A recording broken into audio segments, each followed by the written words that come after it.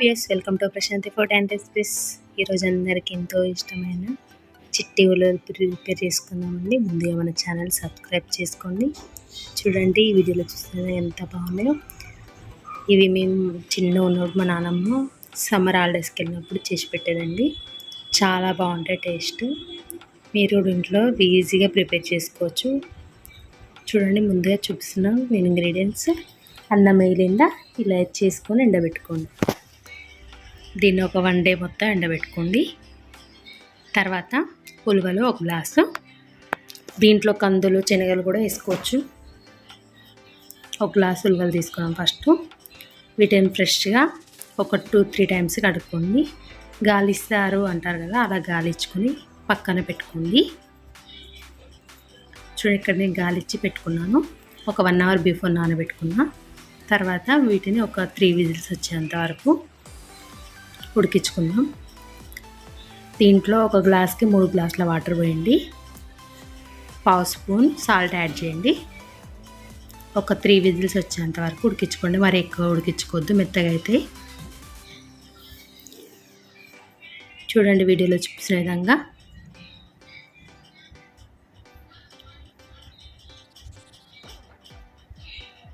Whistle అనేది వస్తుందండి. చూడండి, విజిల్ వస్తుంది కదా, ఇలా 3 విజిల్ వచ్చేంత వరకు ఉడికించుకోండి.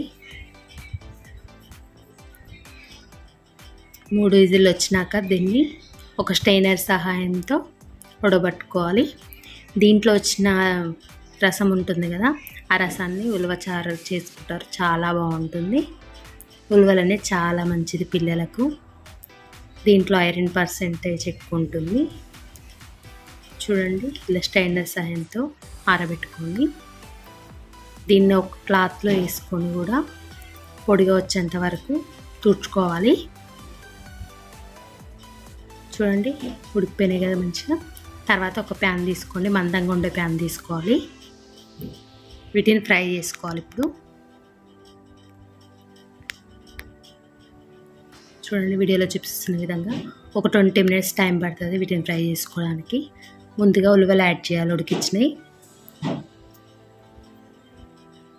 తర్వాత దీంట్లో 2 పావుల ఆయిల్ యాడ్ చేయాలి.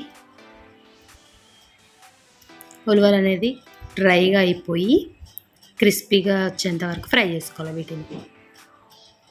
చూడండి, వీడియోలో చూపిస్తున్న విధంగా ఆయిల్ యాడ్ చేస్తున్నాను. ఇప్పుడు ఇది మీడియం టు లో ఫ్లేమ్లో పెట్టుకొని ఫ్రై చేసుకోవాలి. హై ఫ్లేమ్లో అస్సలు పెట్టొద్దు. లోపల అనేది క్రిస్పీగా కావాలి కదా ఉలవలు. చూడండి, ఇక్కడ 2 పావుల ఆయిల్ యాడ్ చేశాను. వీడియోలో చూపిస్తున్న విధంగా ఫ్రై చేసుకోండి.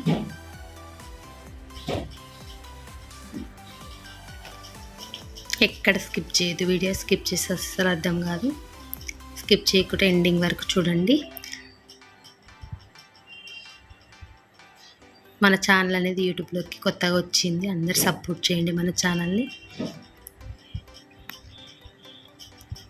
చూడండి, మధ్యలో మధ్యలో చూపిస్తున్నాను. ఇలా కలర్ చేంజ్ అయితే ఉలవలు అనేది సైజ్ చిన్నగా అవుతుంటేనే నాకు అవి ప్రిపేర్ అయినట్టు తెలిసినట్టు.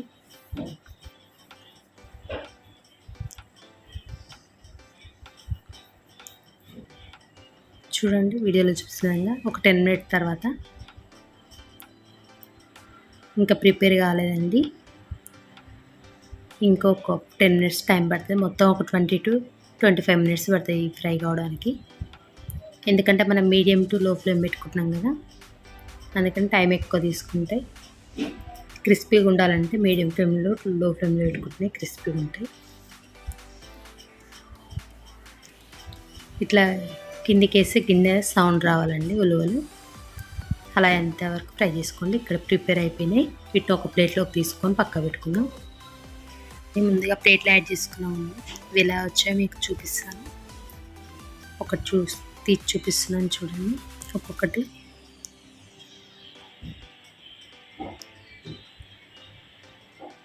చూడండి, ఇంకోటి తీసి చూపిస్తాను.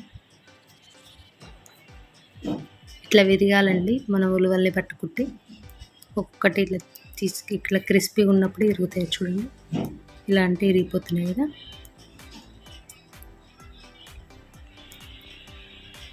ప్లేట్లో తీసుకొని పక్కన పెట్టుకోండి. ఇలా తీసి పక్కన పెట్టుకున్నాను. అన్నీ మొత్తం బ్లాక్ కలర్లోకి వచ్చేసి తర్వాత ఇదే ప్యాన్లో కొంచెం సాల్ట్ యాడ్ చేసుకోండి. 5 నుంచి 6 టేబుల్ స్పూన్ల సాల్ట్.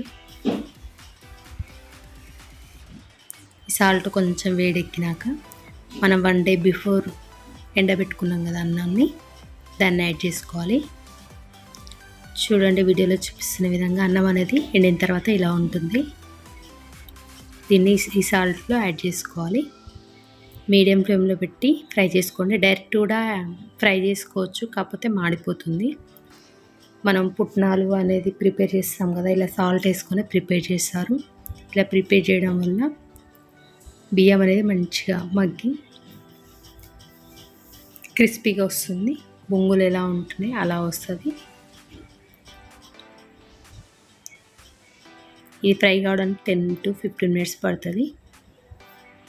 చూడండి వీడియోలో చూపిస్తుండగా కొంచెం ఉబ్బినట్టు రావాలంటే బియ్యం.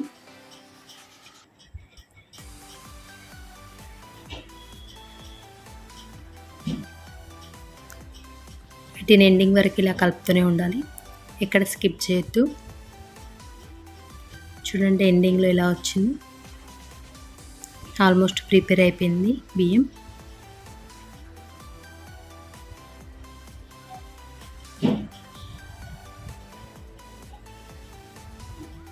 ఇంకో 5 minutes ఇట్లా ఫ్రై చేసుకోండి.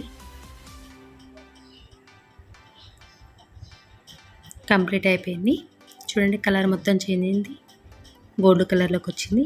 ఇప్పుడు ఒక స్టెయినర్ సహాయంతో వీటిని జల్లించుకుందాం. సాల్ట్ ఉంది కదా ఇందులో, ఈ సాల్ట్ అనేది మొత్తం పోతుంది. స్టెయినర్ సహాయంతో ఇలా జల్లించుకోండి. మొత్తం ఇలా జల్లించుకొని పక్కన పెట్టుకున్నాను.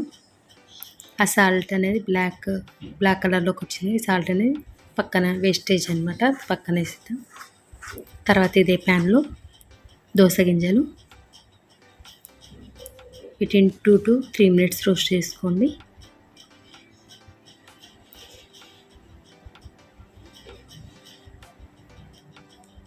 రోస్ట్ అయిపోయినాయి. వెంటనే రోస్ట్ అయిపోతే చూడండి రోస్ట్ అయిపోయినాయి. వీటిని అదే ప్లేట్లో యాడ్ చేద్దాం. తర్వాత ఇదే ప్యాన్లో 1 టేబుల్ స్పూన్ ఆయిల్ యాడ్ చేసుకోండి. ఎక్కువ ఏం పట్టదు ఆయిల్. ఆయిల్ హీట్ ఎక్కినాక పోపు దినుసులు 1 టేబుల్ స్పూన్,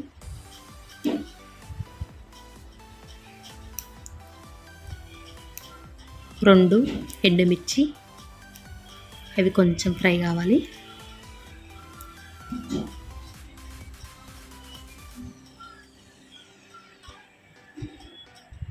ఎండుమిర్చి అనేది కొంచెం కలర్ చేంజ్ అయ్యేంత వరకు ఫ్రై చేసుకోండి. తర్వాత కర్రీ లీవ్స్ యాడ్ చేసుకోండి, 2 రెమ్మలు. ఇవి మొత్తం డ్రైగా అయ్యేంత వరకు ఫ్రై చేసుకోండి. చూడండి వీడియోలో చూపిస్తున్న విధంగా.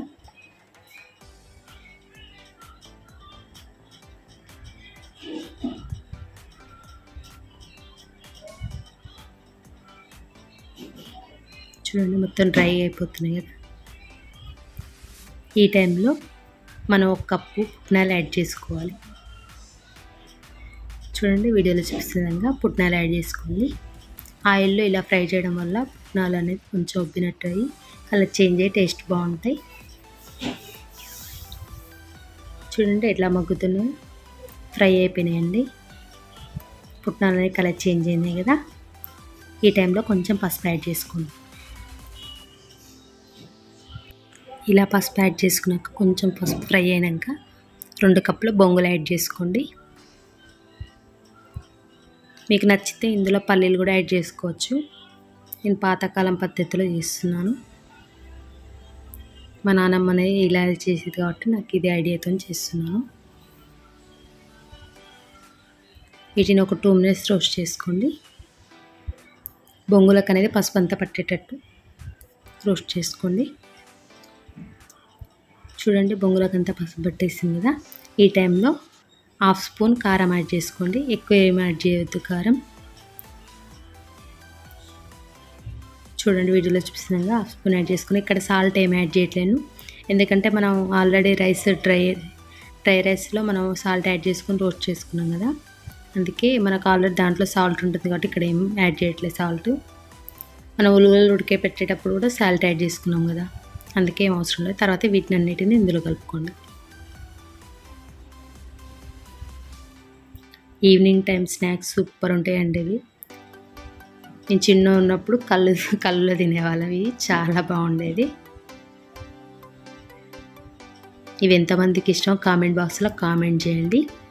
మీరు కూడా ఇలా చేసుకోండి, సూపర్ ఉంటాయి. చూడండి ఎంత బాగున్నాయో కలర్ఫుల్గా. మీకు నచ్చినాయా? మీరు కూడా ట్రై చేయండి. మీకు ఎలా వచ్చినా నాకు కామెంట్ చేయండి. చూడండి వీడియోలో చూసినాక చాలా బాగున్నాయి కదా. ప్లీజ్ మన ఛానల్ సబ్స్క్రైబ్ చేసుకోండి. Thank you for watching.